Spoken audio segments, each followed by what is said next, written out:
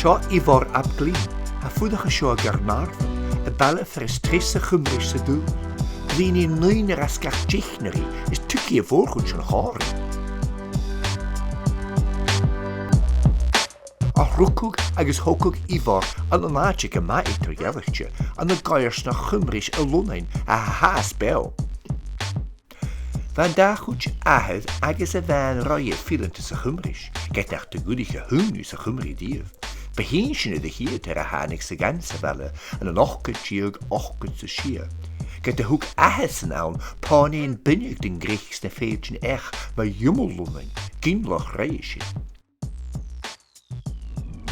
Ha tjolach Ivar oelig filante sa ganen, agus oornen bij die boerst, gra tokkel da ganen nach ik heen, dus ke wel waarde brin doorgaans gwne de gine toer, agus ahed doorgaans keredigien gine jest.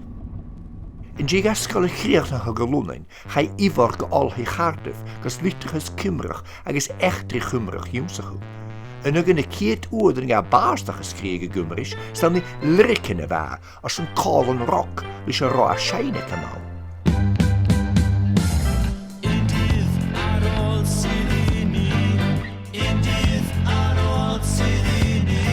Han ili meer schein aan gepoelig laatjes te gaan lozen, ach hij weer een gerutte haspen uit het lente. Agus hij weer vast nog een goed oprig goed van gaar slooien en een groen voorhieden. Hij ne daaneke etter hengig og gekores fichet kanen, agus stil is, maar surringa, kanen en maatje glechtguk nu de wisse haspen en goed oprig al harisch. Zeg weer nur die etter hengig in perlen. Ha kaart is we sure aan gumri kutjach. Jav Ivar paars se hiet hoorst paastig tjimmig on de toehoek aan de nog kut se schier. Hij zei wie saasal moor en ille van oorsen. Maar een strichke kan die paars gumrig, ach oornen le paars dat toegen en ille. Leeds waarsen wich geduurde alop. Ac o dim Caernarfon, Ivar ap Glyn. Rút konnevalach ille huf paarstag, scher wie saas as a talorn, farpis paarstag het radio, verwel daar skippet de waarst en farpis de hele gar scherken. Gas weichen koheetje groene gek tjidik na pliernen. A skippe Ivar Caernarfon in de doeisje na gastnig daar oud. Han gommen en talorn aan de daai ille kutjach, or han het doelwenach get karmen ma kroeg e hoska. Hinlin arall I wadur hinlla. E bychiad arall mewn monolog o lunia. Harris in de blianachen had zeer krunnig in paastig uitzag, novel maar weggummerig gelonnen, agus liet tussen op het edenjag kutjach. Ach berichtke televisie wou na op het laier. Oornen wie Ivar een lerig programmen, agus bij haastischen voor aankwam. Han een kusperen onder oelke maar varsing, waar hij een bikke duil maar ischempler, go echt traljach is een staatje nu nichtje. Bejiach in hooselte van een poppet en gemrijk, strij zit de hiel Ivar een gumri, gas feichin, en jina graag en de wereld ietsjes.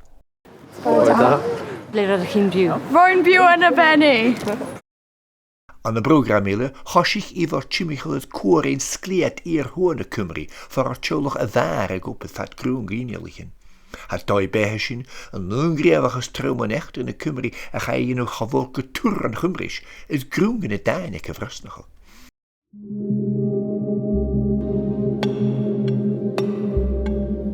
Mae hanes yn hollti'n hawdd mewn dwylo medrus. Aeth y ladis a'r dutchies I fyd gwell prifysgolion, I doi capeli ac ysbytau. Arhosodd lluosogrwydd mwy fan hyn I godi pyramidiau'r werin, I droi cerig wast yn rhwysg.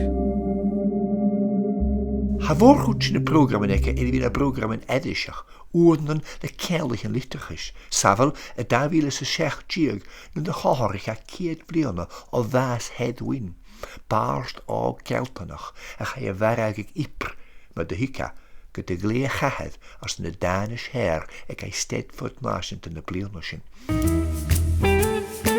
En dan ga je Ivar en je mag maar waars naasjent in de kumri, en dan daar willen ze sheer tjig, because het programma edische gewoon heet.